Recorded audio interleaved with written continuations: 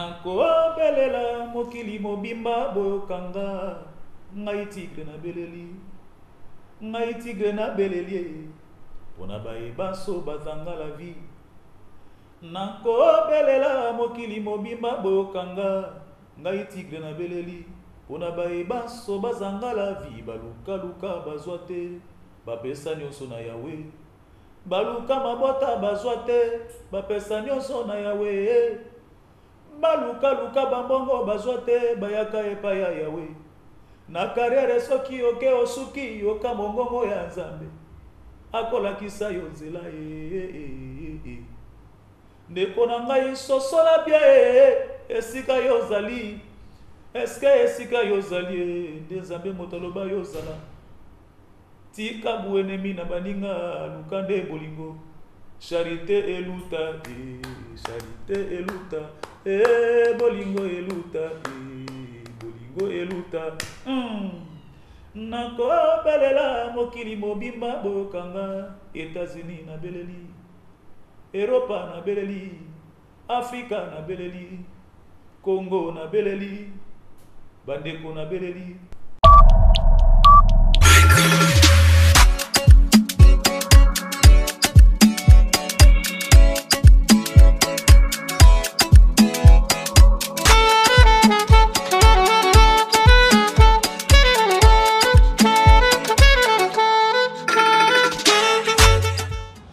Bonsoir Brazza la Verte,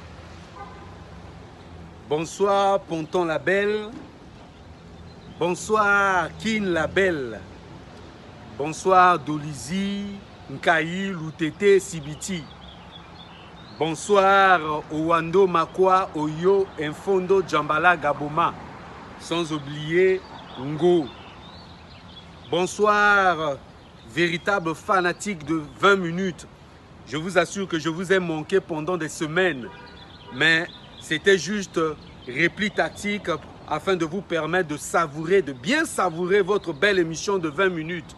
C'était une stratégie marketing, une stratégie d'attaque, afin d'être un peu aux aguets, parce que Talarato comprendre qu'il va y baza, mais il faut te passer au mbote, moyini mbote lobby, roga roga missile lampadaire, mbote moyini. Aujourd'hui, vous êtes étonnés de me revoir encore parce que je vous ai préparé une très bonne sauce.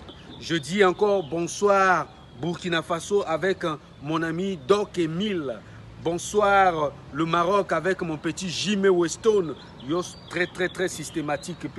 Bonsoir petit nanga na Djobour na Djobour Talarara. Hein? Petit nanga Gilgara Mona Talarara. Bonsoir South Africa. Voilà. Aujourd'hui, nous allons vous prouver que 20 minutes, c'est une émission qui fouille, qui va à la source de l'information. Et aujourd'hui, nous allons voyager.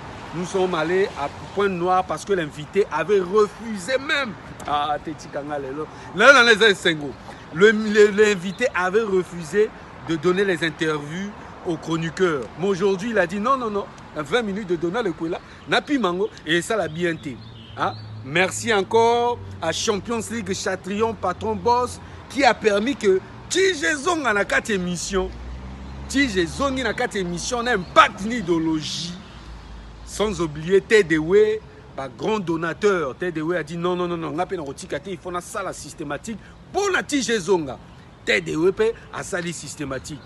Voilà pourquoi nous avons mis en place pour faire comprendre aux gens qu'avant l'émission Banda, il y en a des émissions sous Tima Mabe, émission français, Lingala, bilingue. Merci à Paris, merci vraiment Paris, merci avec Osiris Okobo, the best, le meilleur, hein? Le grand manager Osiris Okobo, Talararayo, maître digital, the king of Paris, yo Ozali Liso Mokonzi, au contrôleur que nous surtout. Merci na ba conseil, maître digital, Talararayo Zarara. Net na film, n'impact ni idéologie. Tijango et Zongi, vous savez bien que nous avons toujours une prière qui vous permet de savoir que la tige est revenue. J'aime rendre le contenu dans un contenant que je choisis comme arme de guerre, la tige. Et Zongi encore na katama solo, n'impact ni idéologie. Avant tout, nous avons notre invité surprise, Aboyaki no kozwa interview, à l'obi bon tozwa na kozwa kaka interview à 20 minutes depuis les États-Unis. Invité na biso azana point noir, hein, avant na point noir, mais tokolo babino nanité, bokomo na ba interview, bokomo na nyo surtout émission ngeza elengi. Pour comprendre que tozala na biso bata source. Je vous rappelle que dans le Baki Nabino, je vais retracer l'histoire d'Extra Musica pour faire comprendre aux gens Nani a créé Extra Musica. Qui a réellement créé Extra Musica? Mais bato bayebi. Mais il faut tout ça la moi systématique, na introspection. To beta moi incursion na katia masolo ango. Pour bato ba comprendre que Nani vraiment asa fondateur, il y a Extra Musica, il y a un Talaraka à l'époque. Mais dans cette émission, vous allez découvrir. Le monsieur a contredit Quentin. Pour te dire que Quentin Lobaki, Yemotaza, fondateur, il y a Extra Musica. Mais invité la monsieur à contredire Quentin. Là, on a raté, je ça là. Dans le bibo, quand autoroute, na vélo, te caméra, tout abino, tige zongi. Dans le binoko, on va linga la terre. Émission les arts en français. En ebino linga la terre, émission les arts en Nous allons souffler en publicité et nous allons revenir après. Talara bangoto ba salara biso un moro ba créera moi idéologie pour émission ezalara moi net na film soufflons en publicité et nous allons revenir après avec notre invité. Émission ezali lengilelo na ebi bo vanda mota télématé boroyoka systématique na o invité na biso à lobby. Soufflons en publicité, nous allons revenir après 20 minutes n'impact ni idéologie. Tolek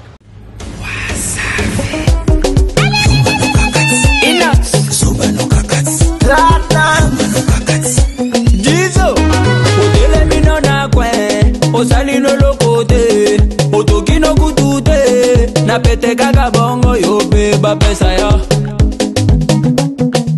Yope ba pesa ya Cléopatra Mukula Ase otele mino na kwe Osali no lokote Na motoki ya chibude Wataka ule wewe Yope ba pesa yo Les pacificateurs jusqu'au bout. Vital Kameni Yumano Gagati.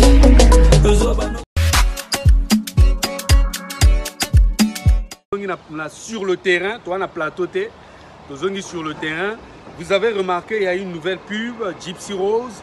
Gypsy Rose, un endroit convivial que vous pouvez aller danser. Hein? Il y a l'afrobeat, il y a le rythme africain. Je vous demande ceux qui ont outil Chicago, outil Maryland, outil Delaware, on va à New York, on va à New Jersey. L'endroit approprié, aller écouter la bonne musique, aller danser au rythme afrobeat, hein, rythme africain, aller là-bas chez Gypsy Rose. C'est pour notre frère, c'est pour notre ami, c'est pour notre collègue, c'est pour notre parent, au nom de Étienne Déonce. Étienne Déonce, quelqu'un qui a une vision d'activité, quelqu'un qui pense aux Africains. Azamoto, Arokanisa, Boulnaye, Zarara, Atia ambiance na systématique pour Africains, Abima na systématique, Azalaka Wana, Étienne Déonce. Il y a eu un Wana, Étienne Déonce, vraiment, merci. Nakata publicité, monsieur à James Rose. Hein? Merci, merci, merci. Avant, émission Banda, toujours, topé à moi, les banga na bato na biso.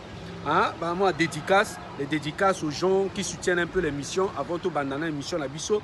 On est Alexis Dispelé, oh il y a Chimène Muntouari, hein? Chimène Muntouari, oh il y a Zangam Bandapé na Paris, Chimène Muntouari, hein? Il y a eu Angwana, hein? Fallon la Rose, l'américaine de vieux général Zod, hein? Général Zod, Talara Yopega, Talara systématique, hein?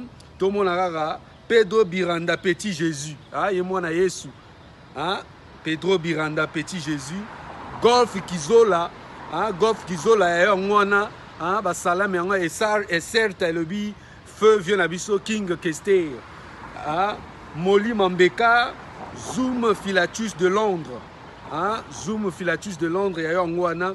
Régis Mongo de Paris, sans oublier Pagnol.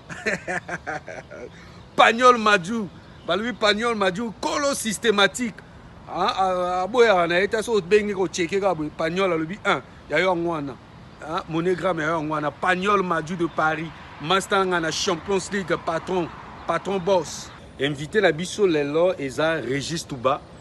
Régis Touba, ancien sociétaire d'Extra Musica. Il a participé au commencement d'Extra Musica. À Bandana Bango, à Salaba œuvre na Bango, à Zalaki pe na kati na Bango. Al beti biso histoire, binomo boko suivre, vous allez suivre ça. On a na kolobana ngate parce que na rotika binomo bo suivre pour bo juger. Bo s'abonner, bo s'abonner. Les émissions na bino ya mboka, bo s'abonner. Vous allez suivre cette belle émission. Régis Touba va vous retracer l'histoire, la vraie histoire d'Extra Musica. Aroloba bino nga commentaire koto on a vraiment na rosala nga ngote. Na rotika kaka bino. Bino moko boro. Suivre émission ngo après bo sala ba analyse na bino. Pour na comprendre que à contredire Quentin. Qui a dit que ma solo est à tige et si là? Topé ça ta koko. L'homme de Mukuse, Mandefu Pembe, topé ça 15 ans d'expérience. Tout le bas, toi systématique, toi très danger. Mais ta koko à comprendre. Invité la biso de Marc, Régis Touba, à essayer un peu qu'on parler la biso, à essayer un peu qu'on fongo la bino miso na histoire ya Extra Musica. Pour bino batopi il faut comprendre ngo. Après on a to kino fouiller honorable na biso Feriol Ngasakis pour pas expliquer biso ndenge ni Extra Musica et Zalaki. Donc vous allez suivre cette belle émission, vous allez suivre l'interview de Régis Touba. Nous allons revenir après. Merci au réalisateur Ken S. Ken S, le réalisateur intelligent. Il est moteur au ça la magie. Il y a biloko on a nyoso tout. Petit nanga Albert Chekwela. Petit nanga Albert Chekwela vraiment na CP livre trop makasi. Talaraka. Suivez l'interview et nous allons revenir après. Faites les analyses. Écrivez-nous. Abonnez-vous. Talara n'impact ni idéologie. Tolek!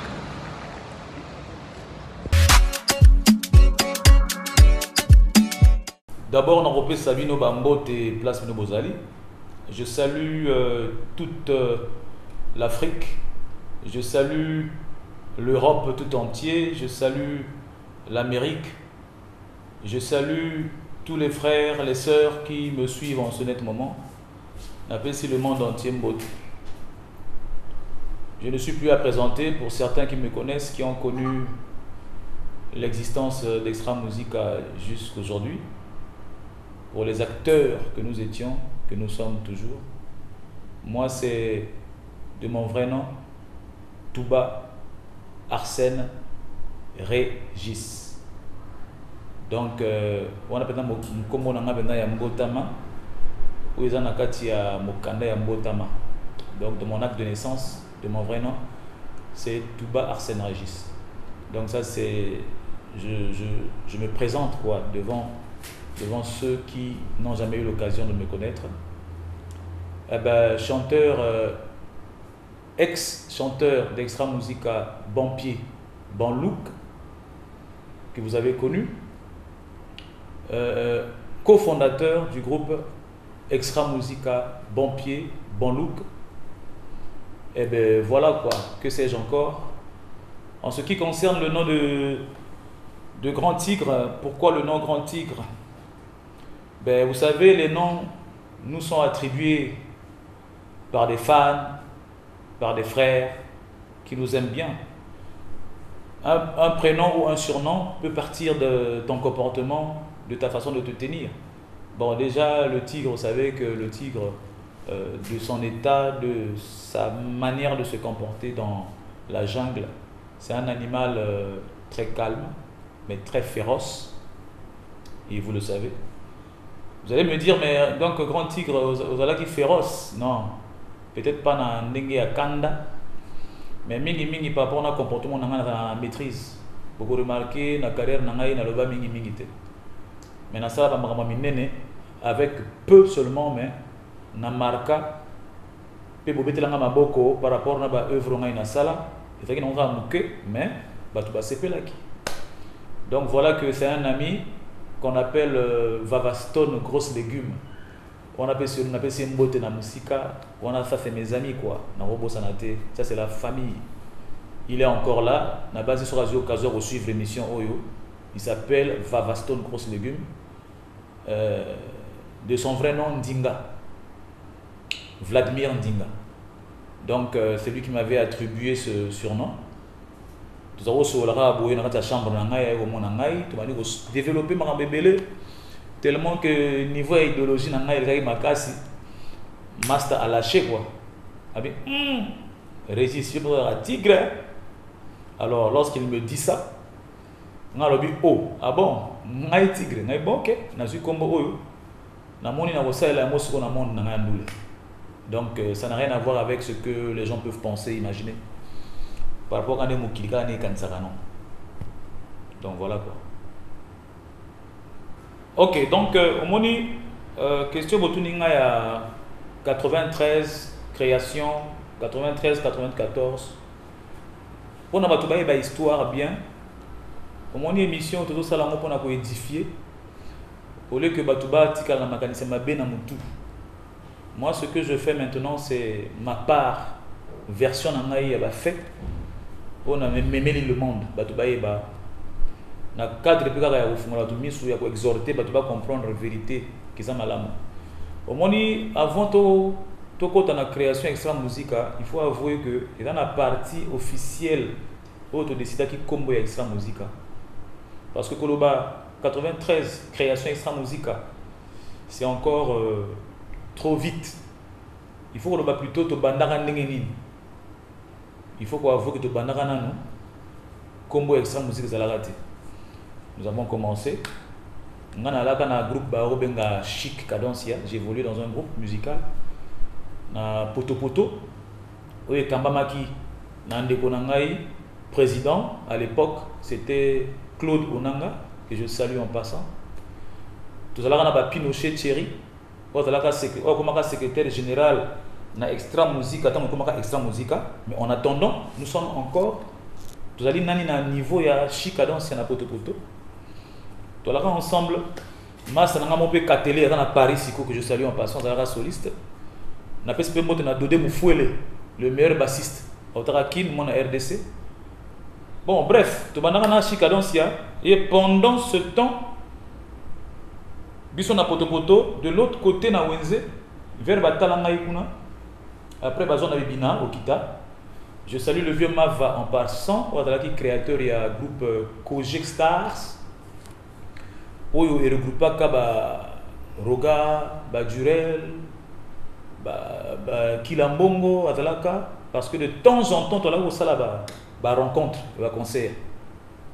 Souvent on a veillé, hein, veillé à quartier, na poto to Robeta, Kojek Star et Robeta. Parfois, on faisait des rencontres comme ça. Il y avait interconcert. Et on s'était découvert. Et c'est à partir de là que on aurait appris. Parce que pendant que nous, dans Chicadencia, on avait eu rupture, c'est-à-dire on avait arrêté avec des activités, parce que notre président, un grand ami, frère, Claude Nanga, n'a pas service naïe. Boboli Misanga n'a pas dévoilé identité naïe awate. Il soit à combo, mais Moussala et Bengaki, il fallait qu'il se développe à l'école, tout ça. Mais mouvement sans président, il y a un konzi, il y a comment qui moi n'engewana. Alors c'est là qu'il fallait moi na appeler manabanda. Pendant ce temps, à Wenze de l'autre côté de Talangaï, on aurait appris que Kojek Star P, il fallait. Et ce qui est un problème. Bon, problème n'a pas trotté, c'est pas à mon niveau de le dire. Mais ce qui est sûr, il y a eu une partie des éléments de Kojek Star dont je peux citer Roga, mon ami et frère, que je salue. Je cite Durel Bemba, mon ami et frère, que je salue. Je cite SP Bass, mon ami et frère, que je salue. Je cite qui encore? Ramatoulaye, Kilambongo. Donc jusqu'ici, Bango Wana. Il y avait Gigi Fall aussi. Gigi Fall, bon, on a évité. Ceux qui ont dit que Yemba n'a pas de Cogex, n'a pas de mingité. Mais quand il rencontre Gigi Fall, il y a un groupe où il y a Koma qui extra musique. Je ne sais pas si je me fais comprendre. Les Cambodgiens, il y a 93 ans. Et c'est comme ça que, par rapport à ma prestation de la Gosala, je crois que j'étais détecté par Roga. Parce qu'il faut avouer qu'à l'époque, Nalaï Gosala, ma voix est belle. On évolue encore dans les interprétations, il y a des morceaux déjà joués. Mingi Mingi Bazaiko, Kolomboka, Torbeta, OK Jazz, Viva la musique. En fait, on commençait d'abord encore à interpréter les autres pour s'imposer. Et je crois que j'étais repéré par Roga. Et Roga, on en a parlé. Bon, tu vas expliquer moi après.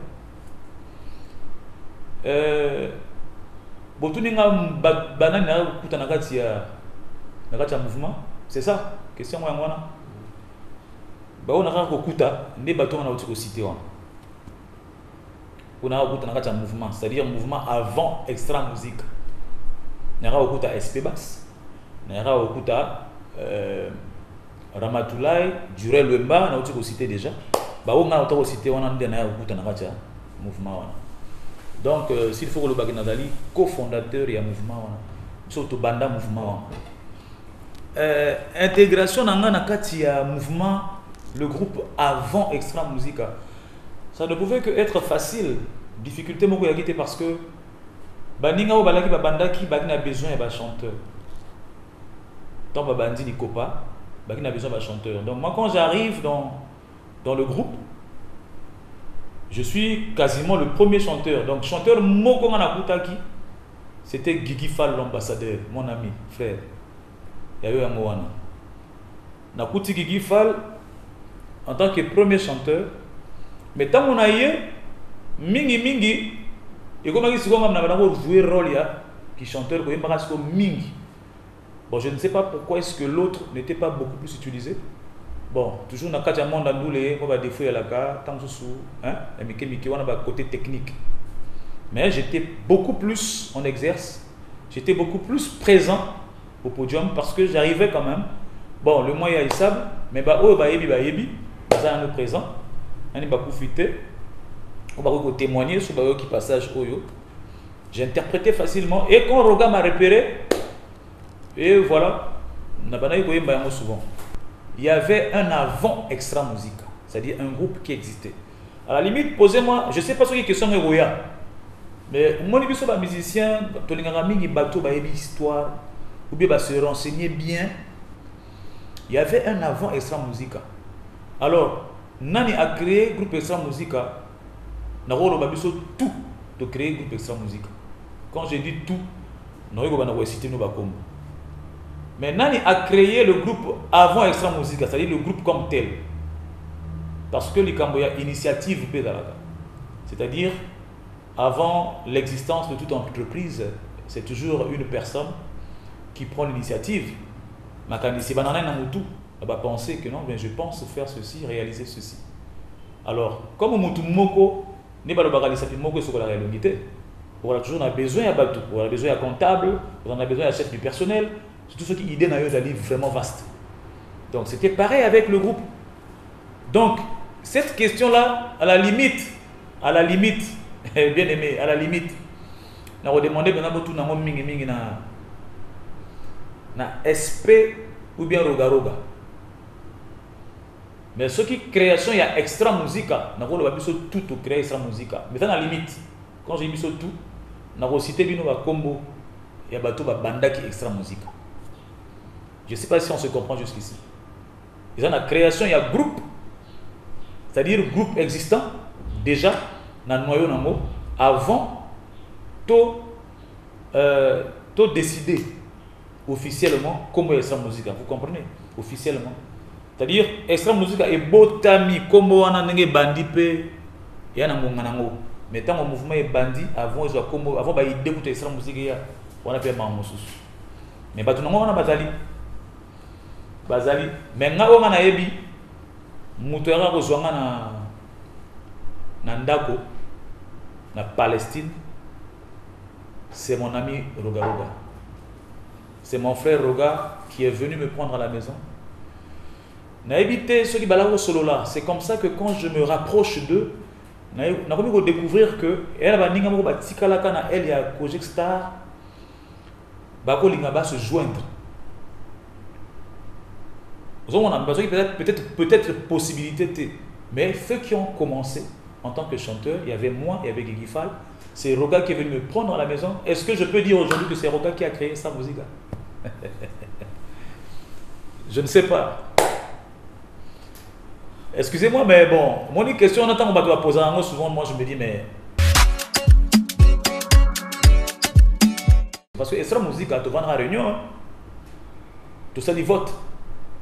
Tout ça, il y a une. Alors, la loi, la campagne présidentielle, les cas.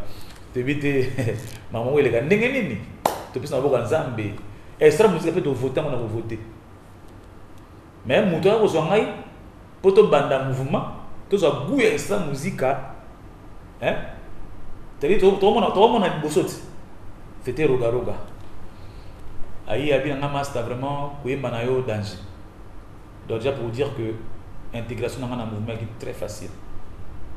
Donc, tout ça, le mouvement. On a Guigui Fall, on a Kangi, on a Guigui Fall, Kangi. Deux fois, Tozo Yemba et Sanjo, avec force vocale, détermination. On était vraiment déterminés. Et après, il y a ça combat Extra Musique. To comme on a ici kawana, il y a un mutu a proposé un combat Extra Musique. To kena ba urne, misusu ba yeo Extra Kingandi. Misusu ba pesa ki ceux qui mouvement intégration ceux qui ni non. Eh ba comme ke belé. Mais na kacha ba kombo na tango to tielo bogo na kacha nani. Ya urne. Tango to bendi. Kombo bi maki wana ki combat Extra parce que il faut rappeler que tant que banda, tant que biso tozo beta, biso, quand je dis biso, dans la liste je cite moi Guigui Fall, moi Touba, Guigui Fall, Durel Lemba, accompagnateur, Roga Roga, soliste, SP Bass, bassiste, Ramatoulaye, Ramakoutagi boxeur, des fois mon ami, n'a rappelé ma cambo public Bayeba. Balingi Bayeba, alikagi mingi box wana balwana. Tozo na pala zoya. Donc Ramatoulaye, mon ami Kilambongo, azo boa kanet na film deux fois té. Kilambongo alaki, ozo mona. Nukaka noyo wana kaka. Tango tozo beta na matanga. Je vous dis s'il vous plaît. Faut pas qu'on distraire le public. Tout distraire le peuple té. Ce n'est que la vérité. Et puis moi, dans mon état, je ne peux que dire la vérité. Donc, tout ce que tu as biso, il y avait tribu biso comme qui dirais-je, extraordinaire. Extraordinaire. Donc, c'est beaucoup plus ce terme-là qui ressortait. Ah, mais ils sont extraordinaires. Ils sont extraordinaires. Ce qu'on a 4 extraordinaires, au moins côté, bon, au moins, ce que je s'il vous plaît. Au moins, na félicité Roga Roga. Hein? La musique, son a tali bien parcours. Ali muto la na musique. Na lobby a na meli, hein? Na tielo na mon côté. Na tielo na mon côté s'il vous plaît. Na yeko ça la publicité na été. Na félicité la peine de Bonanga Durel comme na félicité bango tout. Mais Likambaroga on a félicité ya nini? Azora toujours ba boule moko boye, hein? Moi liboso. Na comme extraordinaire wana ya bouleke ati extra musique. Ba ta on a siko ba extra ba viva la musique zo renier, ba wenge musique zo renier. Vous comprenez? Ba orchestre na brasa ba orchestre ke belé. Mais tant avant bi biso et toi les hommes on a déjà, hein? Nous peut déjà ali. Il faut que combo o ko kanga. Et atia extra musique pe kenda. Donc likambo ya création extra musique c'est Roga Roga qui a créé Extra Musique. Mais vous avez bien question na reposer bino. Nani ayaka na boule. Nani ayaka na boule.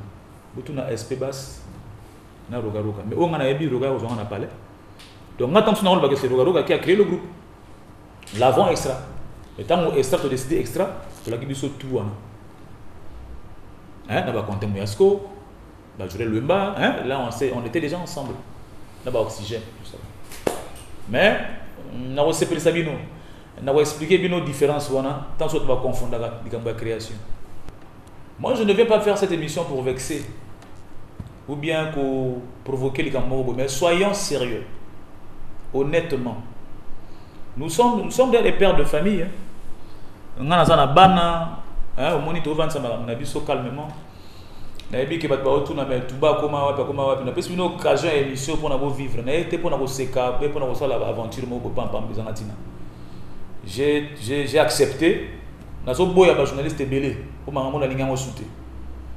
Donc, on a eu une émission où on a s'exprimer parce que moi, il y a des questions sensibles où il faut éclairer. On a eu, je répète encore, nous avons parlé de Rogaroga missile. Nous avons appelé ça comme missile. Je le salue en passant. Comme missile, nous avons appelé ça. Tellement que l'idéologie est trop. Nous avons un mouvement où on est allé avant extra musique. Pendant qu'on évolue, Quentin arrive devant moi. À moins qu'on a Bossana. Et c'est même moi qui reçois Quentin dans un bon sens. À la ligne d'écho. Dans l'histoire, à moi, il va Star en habité. Je crois qu'il était en pourparler avec Durel Lemba.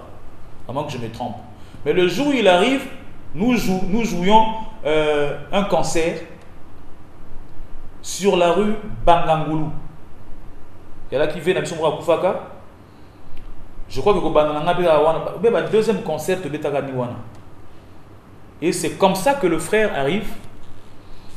Pour parler de Soleil, il a évité de même Bali Bosso. Je crois que c'est même moi qui lui avais dit que non, Ndeko Banda qui fait déjà mouvement. Or, il fallait être là. Soit Roga ou SP ou Jurel, je n'ai pas compris. Utiliser ça. Bon, moi à l'époque, nous sommes à la télé et Ali insulté. Moi, on m'appelait Zaïrois. Il faut la vérité. Il y a un Zaïrois dans le mouvement. Parce qu'on a qui courageux, on a courage moi au Saranati. Qui Zaïrois a vu cette référence. C'est-à-dire, pour nous, on sait qu'un Kinois c'est un courageux. Et on est mabété. Voilà mon qu'il est bien. Donc, il faut utiliser une appellation. Le grattan en anzoto. Donc, courage, il exposé à Master, Solana, Ndeko Azoya.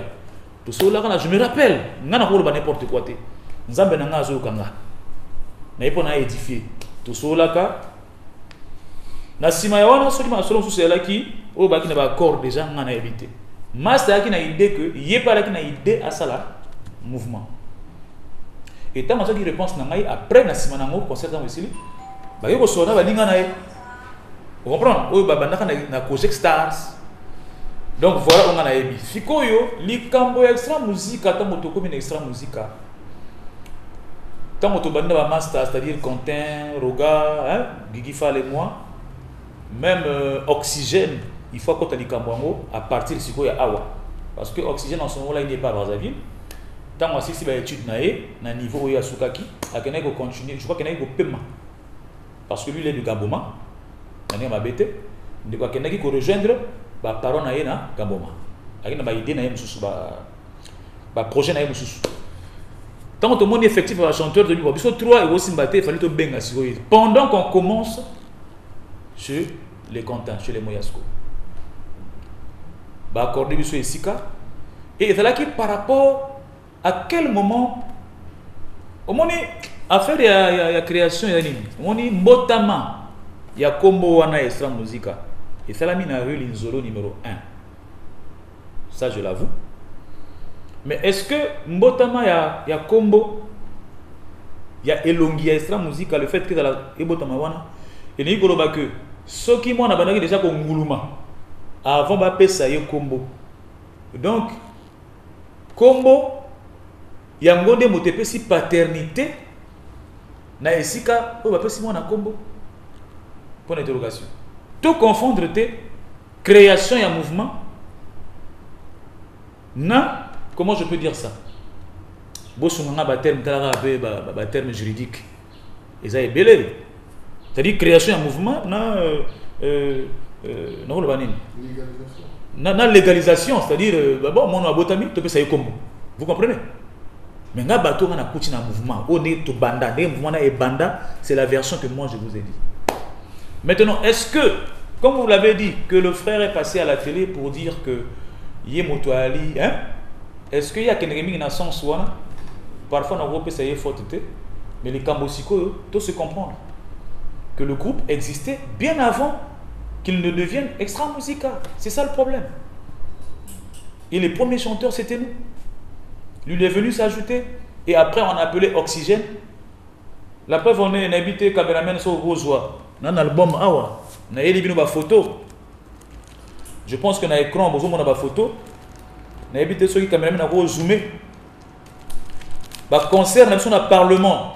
Avant album Ebima. Avant album. Il y a extra musique à bon pied, bon look. Nouveau missile Ebima. Voilà là sur le podium. Dans le podium, il y avait que 4 chanteurs. Il y avait moi, il y avait Guigui Fall, il y avait Oxygène et Quentin Moyasko. Et le seul animateur, c'était Kilambongo. Et quelque part, dans le fond, dans l'ensemble noir, c'est moi qui tenais le micro parce que quand Kilambongo était essoufflé dans l'animation, nous avons rejoint animation. Papa, toujours baro les belles dans le mouvement. Parce que tu le vas rencontrer. Tu vas dans suivre, n'a pas une question, papa, tu le vas bien. Pour ça, nous avons bien journaliste. Il y a une question, on va répondre à tu vas profiter. Donc voilà un peu quoi. Les Camboya création, on a étalindé, tout ce qu'on a nous on a biso, mais étalé mingi, roga, na espébas. On a répondu nos questions. Mais où est-ce qu'on a parlé? C'est mon ami Roga Missile. Le lot a beau faut yeba. Il y en a battu basala mouvement. Bah ça n'a pas ali. Ouais contredire ayana yaloba. Mais moi je ne dis que la vérité. Ils sont encore là. Les Pinochet Thierry sont là. Ferrol Gassakis, grand frère Nabiso Adawana. Le tonton Abel, bah Carmen Gassakis, bah Zawana bah Ebi, bah vieux Serge Dépôt. Bah ça est belé. Naf Nafi. Voilà, que je salue en passant. Bah Naf Nafi, bah Zalaka. Bah qui est belé. Il y en a battu ça le mouvement. Bah série on a. Ngaina Guigui Fall, je me rappelle, tous les cassettes. Tout ça dans Nganda. Oui, il y a un mouvement Oza. On a un mouvement Oyo. En tout cas, il faut être courageux. Comme on a un qui zéro dans la zone, il y a pas battre. Parce que courage, on a il y a tembe. Déjà, moi, je vous signale en passant que je suis issu d'une famille chrétienne. Donc, famille, le Sambo Banini, Bantik, Somo. Oboga Sambo, Boebi Amoke, Nakenara, la Bimara Libanda et Mboka, avant premier album Elima.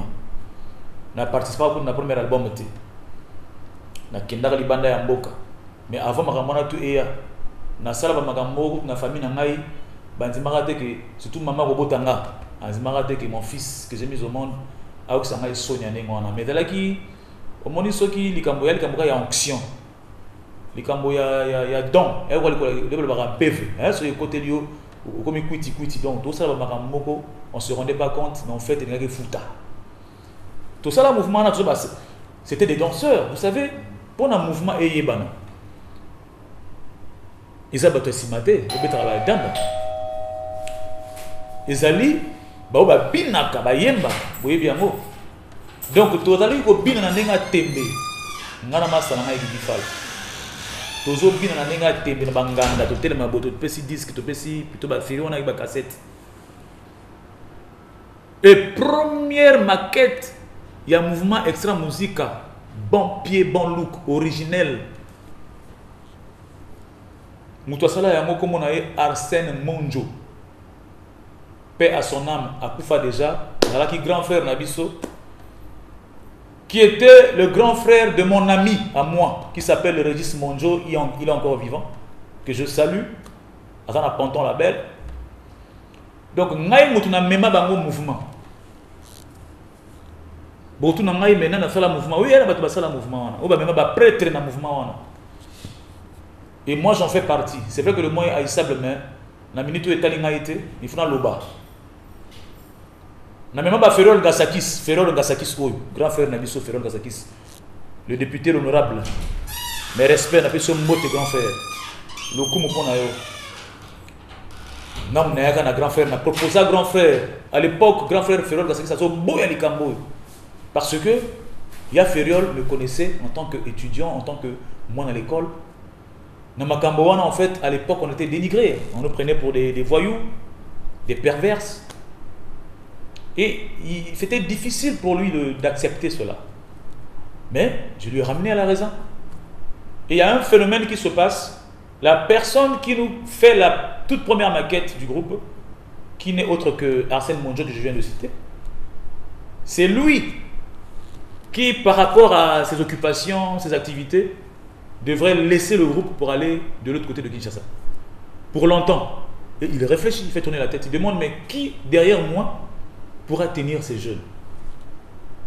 Ils sont tellement talentueux que les laisser comme ça sera perdre vraiment une grande valeur pour ce pays. C'est Arsène Monjo qui le dit. Alors, pendant ce temps, attablé autour d'une discussion comme ça, moi je sors le nom de Ferrol Gasakis. Il est là, avec tout le respect. Donc, comme il y a Ferrol Gasakis dans la mission, on dit, ah tiens, Zobande, on a une famille, côté moi, lien familier. Et tu as un délégué Ngaïna Régis Monjo, Masana Nawana, tu as un makolo de Mungali, Tiwenze, Inde. On a un master qui va faire un palais. Il va venir salati. Obi groupe le loa bogo sana basta bogo beta ba guitare kitoko bozo imba kitoko mais il faut ba appuyer. Mais à l'époque il fallait ba appuyer ça. Et ba appuyer wana c'est moi qui les emmène. Tout ça wana ba yebi. Nga na oyi ba mbonga mère nanga. Na o gérer ba dépôt na ya masanga. Ma mère elle est encore vivante aux États-Unis. La minute. Na pesi bisous maman. Nazo iba mbongo maman na ngai ya dépôt ba caisse ya mbongo mais elle va comprendre que tozo louer ba baffle mo ba pareil à mike pour te mettre ba conseil wana ko benga Pinochet na pesi balar ba tana pe mo ba 30 000 ba grand vous comprenez l'histoire mais ça est belé tellement que ton lit attend trop on préféré te développer mon émission Eroya n'a plus que 20 minutes et émission moi qui toko pas de c'est pas une émission il y en a pas tout ça la mouvement na même Ferrol Gasakis c'est moi na contacté à un mouvement guitare à liboso oyo roga azwa guitare électrique oyo beta oyo yemoko à respirer a beta na ba guitare électrique na mais ala ko fuyer guitare na ndingi mo ko sakanate siko ngam na côté là pena ngam ngabi VT c'est un bon guitariste aux yeux qui top moi na mère ya ka ba pesa guitare moko ya vert je crois vert couleur moko verte moko clair a CP la fort à remercier ngabi Régis vraiment il va reconnaissant pour le TV dans la bien parce que poser une question moi j'ai pas besoin de ces choses là pour la gloire non. Moi quand j'arrive dans l'avant Extra Musique d'abord je commence à tenir le micro à 100 à l'heure parce que ngam nebe ko sala marambo toujours beta na TP là je salue Serge Dépôt en passant bah toujours organiser concert ba vérité au ndongo balaka ba vi musuna bosani kombo bo comprendre kaka makambo ba ko organiser avant que tu ba TP to beta na Ebina à l'époque avant on a voyagé ils allaient qui tant mon mère n'a bêti sur la table dit bon mon fils je t'envoie à l'extérieur pour na ba étude na yo plus jamais ma ba musique na expliquer na grand Ferrol Asima Mutu elle est là parce que à l'époque chouchou ya ba chéri tout chouchou ya ba fan sona biso so ngai o ngai e ko ngai mais ba tu bazali ba yebi et tant on a kenda ba voyage on a simba ba panza kutu pare-brise na éviter pare-brise ya Volvo grand frère na Volvo mo ya grise la ko mema wana ya ki a père na bango ba panza pare-brise wana pour l'absence na ngai to ina concert mo na Ebina ça la bataille à danger na wenze banatala ngai ba panzara ya mo pourquoi parce que le chouchou de tout le monde à la guitare et c'est voilà comment j'étais parti et ça la moi vite et Nasima ba ko ça l'album et voilà comment créer master na ngai qui fa la belaka o boyebi créer ba un nouveau missile alors Régis Touba alors aux Anguilles bas niveau Bozong Sabino Boyebi. Et tant on a zongi na yoki samona musika place na na mboka wana, mes chers, je n'arrivais pas parce que taki eloko to bandi muto so na ba cri question botuné ngam so ba cri ngam na ko ba cri mususu pas tous les cris parce que et ça musique faut avouer qu'il y a le collège hein et basta ont contribué côté artistique instrumentalement.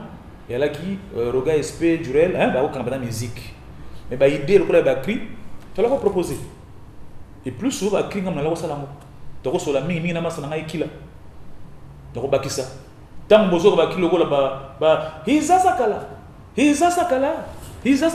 e ku ngam na salango do sangana na kombo ya nzambe tikato lingana lelo non seulement na katia studio IADO parce que ce qui mouvement ngo pensa nango et ngo pensa na depuis kala ba problème bandi kala cher ami bien aimé mais na yekolo ba pona na so gloire té mais na éclaircir bino na exhorter bino en passant que la vérité est bien pona ba o banzimela nzambe en tout cas faut tambola la vérité nzamba ninga muto tambola na vérité na justice abo saela emingi tant on a bibi banda mboka j'attends nazo zonga na cadre on a tokolo bakala mingi te ba o ba sala mouvement wana déjà tant nazo zonga batela ngai bandero la munene tout weze ba ebiango o bazana ni bo moi ba histoire wana to betaka concert à na stade Mbongi bataka le retour de Régis Touba donc pendant la kisa que ba ninga nanga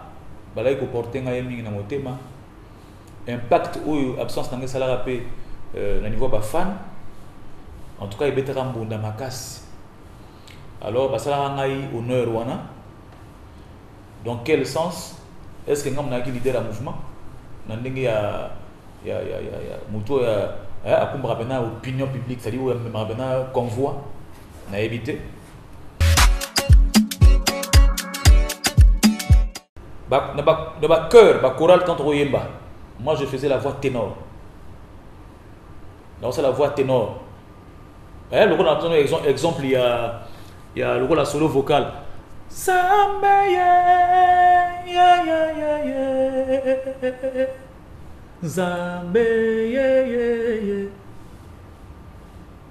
donc les kolo wana o banzambe donc kaka ndenge bomona na clip ndenge ba yamba ngai pour un concert d'abord et kendaka pe mbala moko ti na ba clip donc bomona et même biso ti tango toke vous remarquez na sala qui partie audio hein partie audio na kati album ya nouveau non excusez-moi na rataka partie audio plutôt na kati album nouveau missile mais notamment on a yé na ba clip vous remarquez na ba clip na yego récupérer siko ba place oyo ngai na yembaka na sima nga bazoka ndeko na biso moko boye na PCP Mbote Christian Ambe yé muta yembaka parce que likolo wana bazoka muta ko sala monter il fallait pas soit Christian Ambe a remplacé nga à ça la avec plaisir en tout cas à se défendre qui peut très bien c'est un très bon chanteur c'est pas là qui peut tout ça là voilà donc il fallait récupérer la place dans la intervention dans la catch clip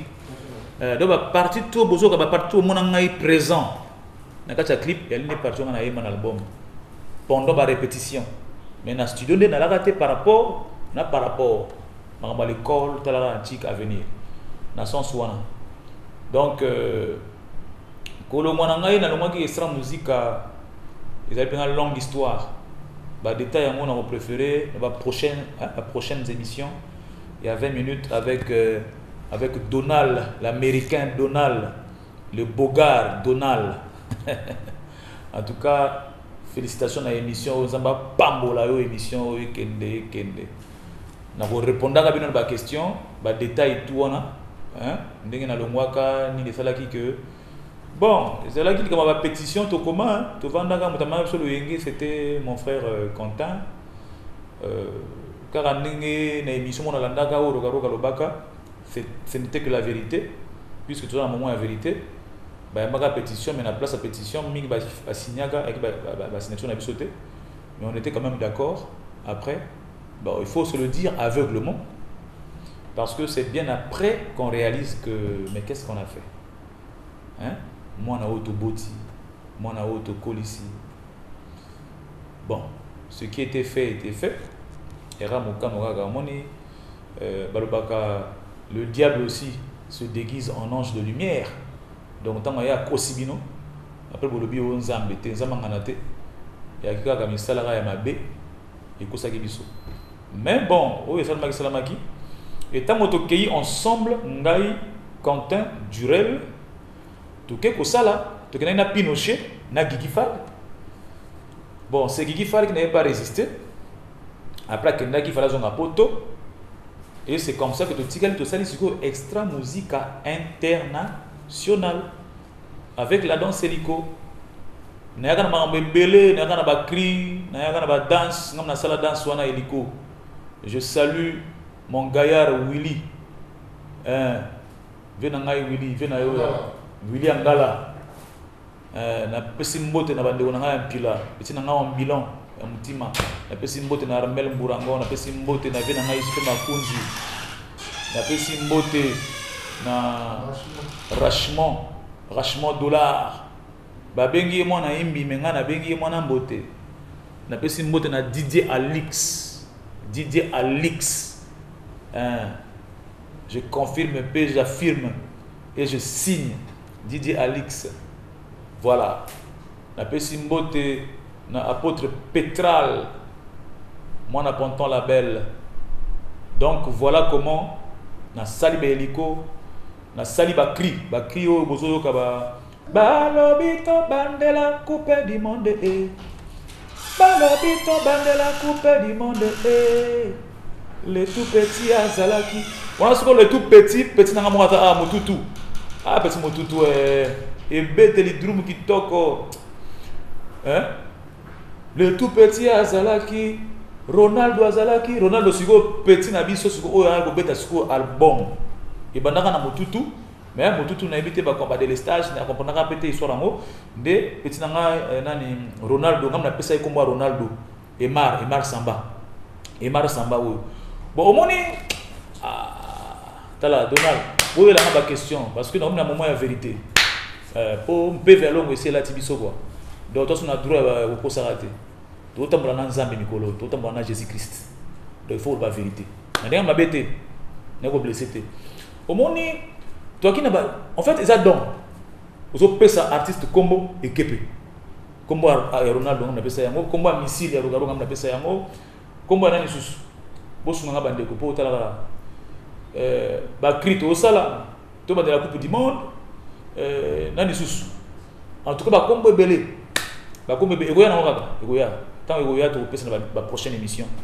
Donc voilà, tout ça qui est hélico. Après on a créé 5 phases hélico. C'était à l'époque. En tout cas, ça va pour maman. Donc voilà, c'est nos photos. Mon photo, on a preuve. On a preuve. Bon, mon photo, la photo en réalité. Si vous zoomez, vous allez bien. La photo, on a déjà ma étude. Alors je crois, tant on va la photo, on va figurer. L'icolo y a album Nouveau Missile. Ce qui ba cassette, ba CD existe encore jusqu'à présent. Na banda ko na bino, so bo fungoli bo mona, bilongo alia. Ah tozo mona. Jurel Lemba, SP Bass, Roga, Quentin Kilambongo. Bo mona même position même ya Roga la veste à rouge one. Blazer. Après c'est même Quentin au Congo. Donc on a évité même moi je me demande ce qui va problème bandaki déjà. De éviter parce que les création je vous dis mes chers frères Mokil Mobimba yangonde et même division na katia extra musica. Je ne dis que la vérité. Yangon et panza extra musica mais c'est malheureux parce que ça na batu o bazo wele la qui bokonzi extra musica na éviter ce ça bondoki. Excusez-moi les termes parce que au monde jusqu'ici ba venir mingi be baka aboy. Création de sa musique. Il donne le dos à son frère, n'a évité ceux qui ne vendent pas de bicala. Si vous avez un ceux qui Quentin a le mouvement parce que Roga a Bengana Kaye na podium Je ne sais pas si je me rappelle, il y a un concert, il y a une teinture. Ou bien il fallait tenue. Tenue ou teinture. Parce que tout le monde exprime mon extra musique. Si tu veux un concert, il faut avoir un uniforme. Parce qu'on faisait beaucoup, style Wenge, c'est-à-dire on suivait beaucoup Wenge musique. Je crois qu'il faut un événement. Où c'était des teintures, il fallait teinter tout ça, c'est-à-dire il fallait que bandako côte dans style. En fait, bref, mon salaire est bandaki. Parce que on a antique. Les autres comme voilà qu'il y a une université au université au Canada extra musique, qu'il y a un lycée au Tiki lycée, oui extra musique. C'était du sérieux. La preuve en est que pendant ce temps, il y avait des artistes qui allaient même jouer ailleurs. L'exemple de télémusique, il y avait Christian Ambé qui jouait souvent à télémusique.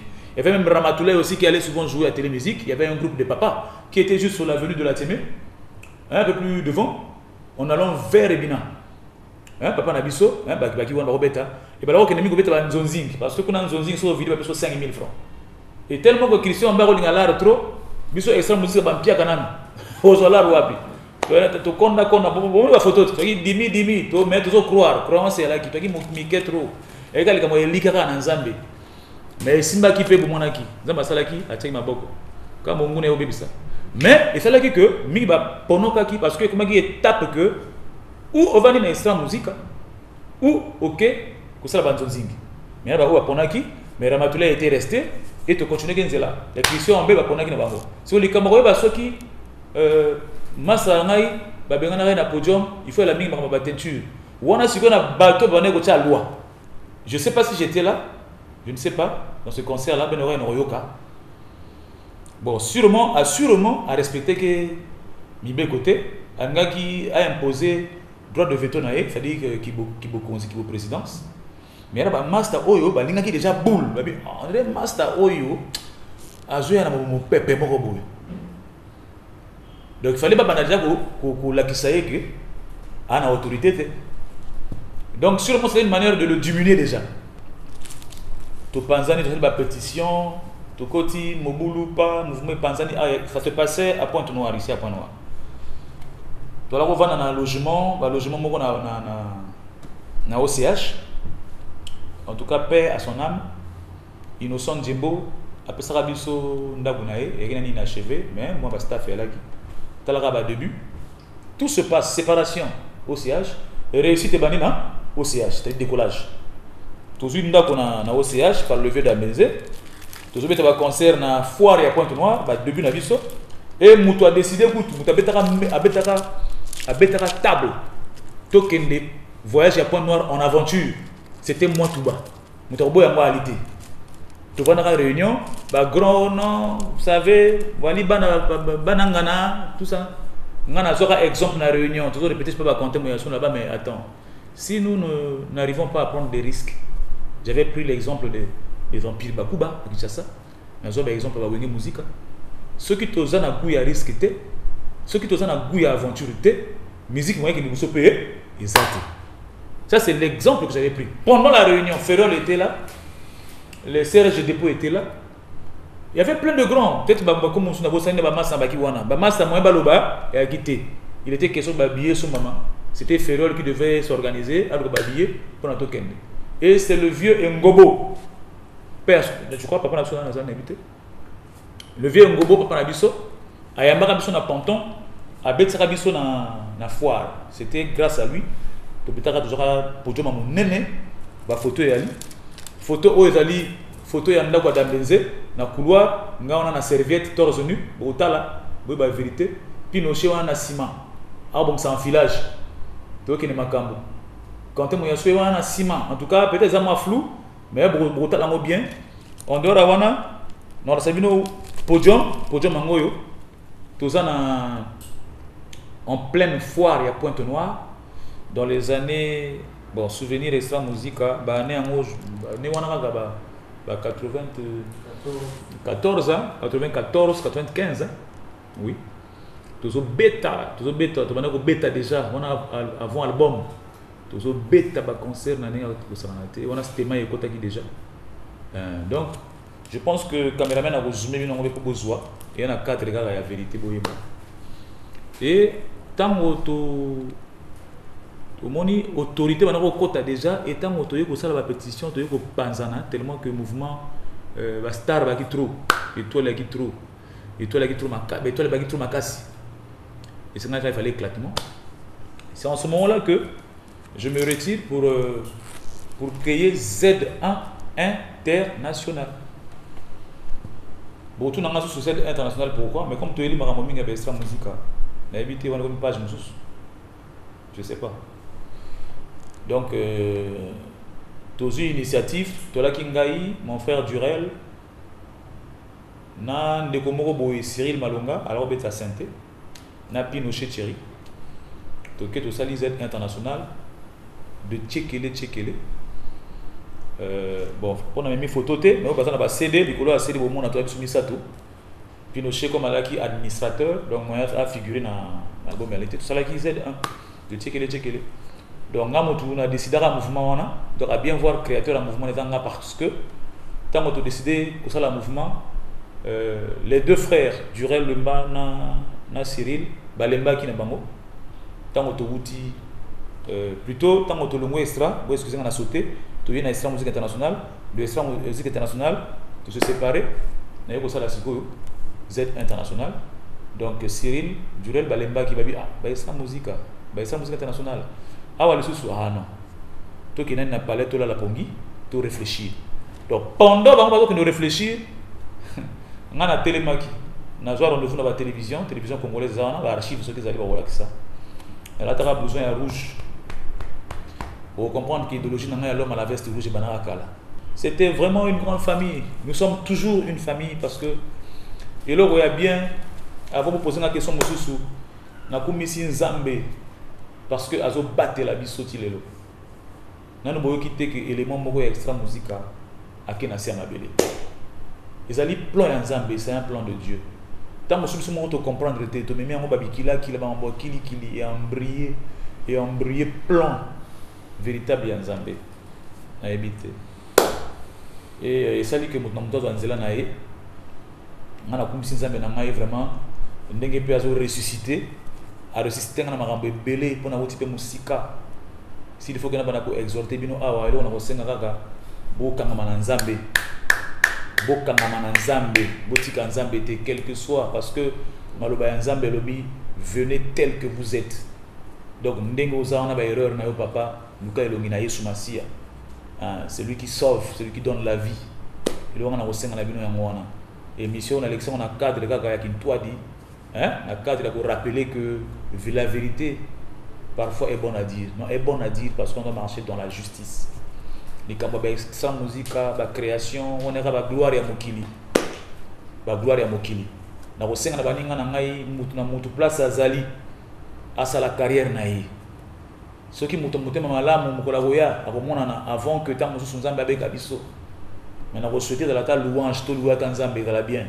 Parce que tout ça, il y a trop de bêtises, trop de choses qui sont batu ba contacter na extra musique originelle et comme a été to blesser mi tema ya batu il faut l'avouer à la limite toi matin nzembo ya repentance to sengata pardon na peuple congolais et vous allez bien makasi bon si comme on dit passage ya Wenge BCBG excusez na Wenge BCBG na kendaka au moins na kata carrière musicale comme tu imitaka pe mingi Wenge musique to la mingi en contact au moins na photo tu la ba forme ka ba façade ka ndenge la ba fili wana donc voilà quoi na la sino photo oyo d'abord pour nana zo bisabino parce moni likamunanga na BCBG na kendaka na bandi carrière et là qui est important. Mais après un moment donné, visite Nangai et pas ya Werason. Batu bazora mabe. Ba juger en mabe. Les gens ont pensé que j'étais allé adhérer encore une fois. Je ne peux pas aller à Kinshasa, en RDC, adhérer le groupe du président souverain Binadam. Et puis en même temps, Natika, n'a qu'elle soit adhéré. Mouvement ya Werason. Maison mère, non. Donc, on a rendre visite. Au moins, RDC, c'est une culture mogo. Bien que tous allez, ils balendent Kabola Bisso. mais baza na vitesse moko ya makamandule oyo faut l'avouer biso na Congo Brazzaville to na ngote. Donc du coup tant on a matin na podium wana makambo kaka jour wana je me rappelle ba caméra qui est belé et filma et comme on a intervenaka tant on a surtout na public ya zamba playa bolingi nini ba répondre tozuyo nga oh bozinga ndeni yemo ngama alobelo mo te comment bozwa ngai moni do yeba belo mo ilaka wana du coup on va filmer le lendemain na Tongo ba prospectus et bima ba affiche bima partout dans le coin et puis ça palpite et comment ti et pas ya JB Piano bon on a ba histoire de l'écran déjà il y a rapport na kosala bino moi ba rappel makambo wana mais pendant que je vais rendre visite à Werason pour mon photo c'était une famille Werason a outa RDC wana na moni Waba Mirando azawana bon mona Coco Big Vert paix à son âme Coco Big Vert atika biso déjà wana to qui vie pendant ya 4 ya mouvement bon moni mon ami Achille Mvumbo en États-Unis mtu nanga na peso mbote qui famille etikala bon moni loyenga mundele ebe sa famille te au comprendre na oloba kimpangi etikala kimpwadi etikala c'est important c'est là où Dieu nous bénit moni awa ezali ki alou hein alou premier salon passant alors taki wana bon venanga mona kwentara na ba komona été mais en tout cas tous na alou premier tous na Rojani wa Bamirando grand frère propre tous na Vebik Vert akenda déjà tous na Achille Mvumbo Gigi Fan Mopanzi Werason na ngai registre ba ezaka anniversaire ya mwana biso moko boye ya Ikonga hein na pesi mbote na sœur Brigitte Ikonga. Donc voilà un peu voilà histoire des hommes néné to ko respirer to ko solaka na kozonga kaka pour na gloire na ngai été mais kaka pour na kosala nos plaisir ko expliquer parce que on doit marcher dans la vérité. Voilà. Après RDC tant on a zongi j'étais contacté par wana siko ba Z1 et a sauté extra musique internationale et avec Elico tout a sauté extra musique na tikala siko ngamoko na meka ko sala mouvement mais na se sentait quitté parce que souci nanga ki baninga il faut l'avouer après il fallait na faire la tremplin wana na RDC mais tant on a zongi devant mon ami Alain Elenga de Mpila na zora coup de fil il y a missile Roga mon ami frère abenga ngai parce que soit na yala ki to continuer chemin ensemble en ce moment-là Roga déjà Odon doit déjà mon mère aller en bala alors déjà leader ya mouvement au sani na kei mais nga toujours na explique toujours pas konkuta tant on a kena na master na ngai bon probabilité mais contrat na ça qui verbal ya ki contrat signé na papier te mais masanga na faire signer papier ndeni mais maloba pe ya ngone be bisaka biso fali ne papier za la po tango to bandi pe vraiment na habité monguna to bandi pe bien mais kaka soko sali moi borga mpanzi moi nzonzinga ebeti mbonda to kenaka na ndeko nanga Herman Ngasaki dans Paris iko en tout cas tu dois être en bonne santé je l'espère nzamba batela isiko zali na magambo to yebi to betaka moi playback ka maso ngambo wana pas bon et c'est nga sur bokabwana bon bref on est dans moto ole kanango yali ki so tuninga été donc voilà comment tout arrivé que vous allez au-dessus de la mêlée.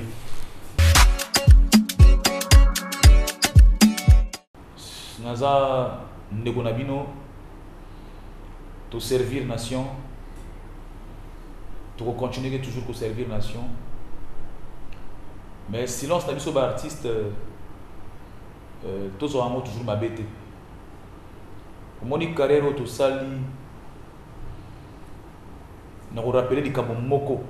Na bato baola nanga sikoyo omoni pema oyo eza nzambe mutapesa yango parce que beaucoup d'entre nous beaucoup parmi nous ignorent cela mais to komaka toujours na niveau moko oyo omoni nzambe aza tellement jaloux ya ba créature na ye ayaka toujours vers biso pona ko rappeler biso que yo oza ya ngai silence na ngai makambo ebele silence na ngai dans Oyo, on a un mot tapé ça na yango. Silence na ngai pour comprendre yango. Silence na ngai botika kipe ngai botala ngai bande ko na ngai botika kipe nga. Na monaki loboko ya mutu te. Na monaki loboko euti États-Unis te. Na monaki loboko euti Paris te.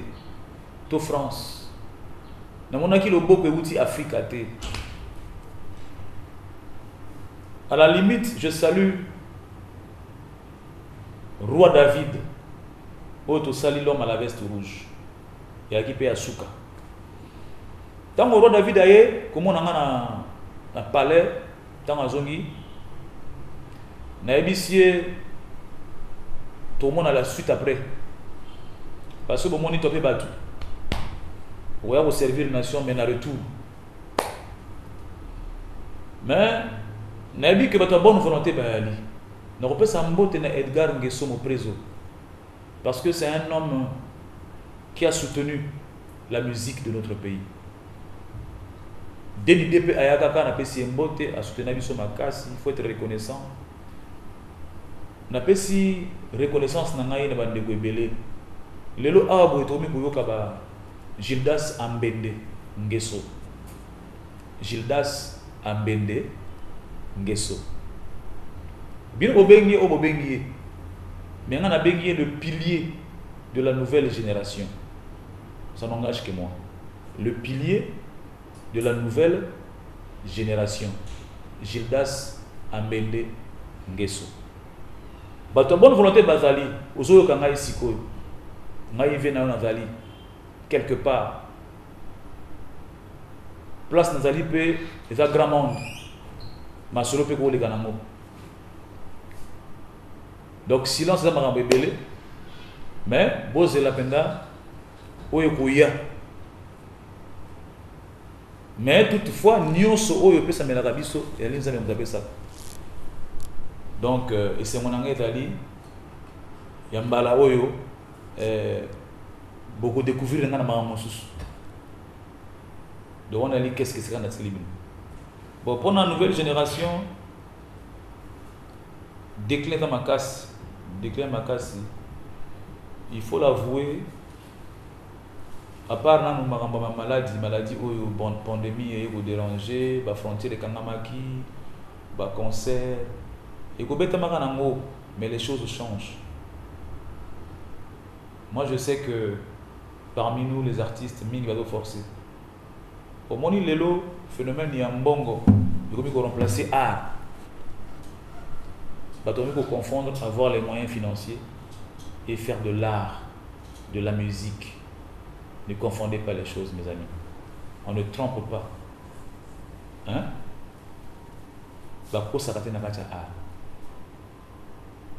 Tout ça la musique. C'est ça la musique. Mais il y a côté où on a Nazate. Balini n'a comme Moussous pour découvrir. Na kumisika nzambe na ngai parce que nga bateli ngai ti lelo puna traverser ma ebele loboko moko soutenir ngai ti mais loboko nzambe nga me soutenir ngai ti lelo abona telemi. C'est moi tout bas qui vous parle, mais je vous porte beaucoup de mon cœur. Boya et pas nzambe parce que c'est lui qui est le donneur de souffle de vie. Boko kende boko salaka déclare musique na biso boluka boyeba oya na musique na ye oya na coupé décalé oya na oyo to yembaka nini to considérer nini na peuple. On est responsable, on est intellectuel. Donc tout revoir manière de faire ça la makam. Et c'est très important pour l'avenir à lobby. Mais en tout cas la musique est out. Mais va forcer, na lobby pour comprendre. Ba mouvement de mal sous militaire. Na mouvement na mboka to tanga sur des groupes. Ils ont un succès. Bon souvent ça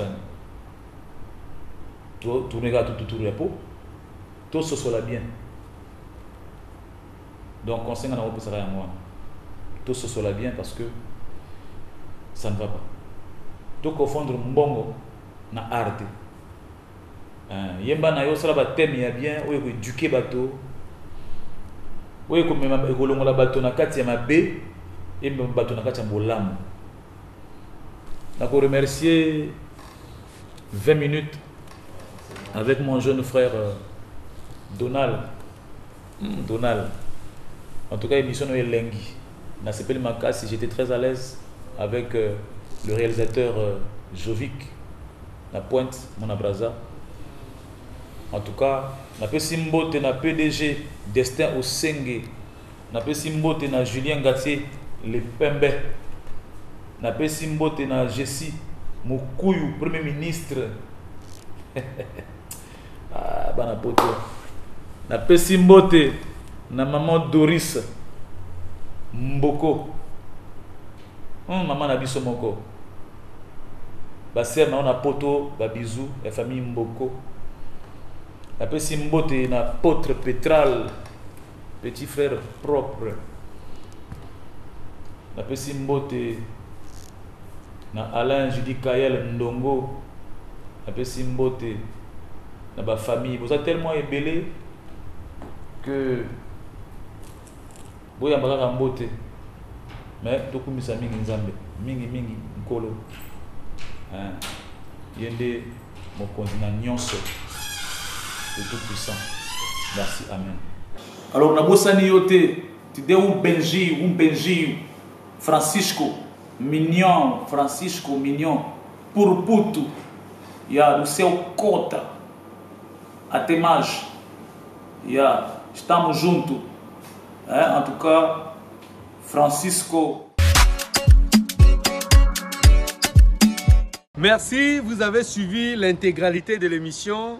J'espère que Esalbino, moi, systématique, la rime au rimel, hein, la rime au rimel, yo moto partager l'émission, Gelor et Longo, hein, j'espère qu'on suit l'émission, Keke Kermelis de Paris, hein, Keke Kermelis de Paris, j'espère que tu as suivi l'émission. Je vous demanderai que Eza émission pour tout finir à mototé, Eza émission pour permettre que Batobaz allait édifier. Ba yeba sens ya histoire ya extra musique parce que yango moteza patrimoine na biso eza porte-étendard na biso na niveau ya Afrique na niveau Europe et niveau États-Unis. Donc on doit faire comprendre bato ba yeba kité même pas comprendre histoire extra musique ezalaki ndenge nini. Vraiment merci. Nous sommes arrivés à la fin de notre mission. Je bénis l'Éternel, n'a pas si souffle de vie. Tout ça l'émission. Et je vous rappelle bien que si Jésus n'a pas ma solo, n'impact ni idéologie, bateau batiaki ba systématique, ba comprendre que l'émission la bango ezali net na film, o ezali lingalaphone, soko yebi lingala te, vraiment na moni moi ndela rolekana, a ça la sourire, mais a comprendre que y a idéologie n'impact, Talaraka, c'est Kalima Makao debout. C'est Kalima Makao debout. Merci. Na tout va suivre mission. Na lobby encore, j'espère que vous êtes édifiés. Vous avez presque la même vision que moi. Toyako comprendre Makambo Belé. La prochaine émission, je souhaiterais honorable Ferrell Ngasaki après sa biso occasion on a tout ça l'émission et pour tout comprendre pour biso to qui na source. Donc, il y a net na film, tout ça systématique. Tu dis photo, tout ça. Tu vas sur le terrain, tu as merci à Champions League, Chatrion, Patron Boss. Merci à TDW, merci. Toujours prière à Souka. J'aime rendre le contenu dans un contenant que je choisis comme arme de guerre. La tige. Merci. Tolek!